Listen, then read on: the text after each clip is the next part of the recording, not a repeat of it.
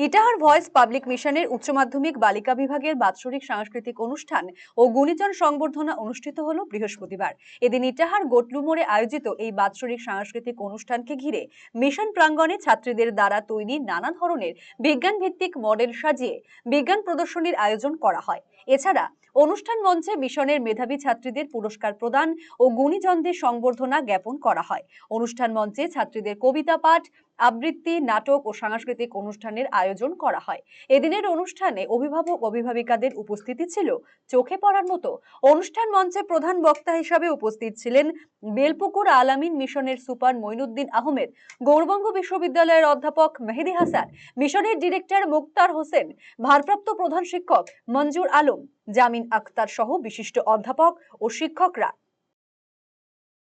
2025 Itahar voice public মিশনের বাৎসরিক সাংস্কৃতিক অনুষ্ঠান ও গুণীজন সংবর্ধনা।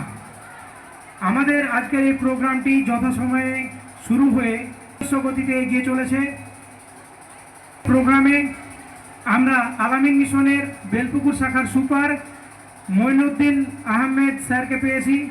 তার দর্শন আমাদের খুব কাজে লাগবে। সরকার সমস্ত অভিভাবক অভিভাবিকা বৃন্দ, সমস্ত শিক্ষক শিক্ষিকা মণ্ডলী এগিয়ে নিয়ে যেতে সহযোগিতা করছেন, তাদের প্রত্যেককে অসংখ্য ধন্যবাদ। সমস্ত স্নেহের ছাত্রীরা যারা তাদের তীব্র প্রচেষ্টার মাধ্যমে এবং ধৈর্যশীলতার পরিচয় দিয়ে মিশনকে এগিয়ে নিয়ে যাচ্ছে, তাদেরকে অসংখ্য ধন্যবাদ।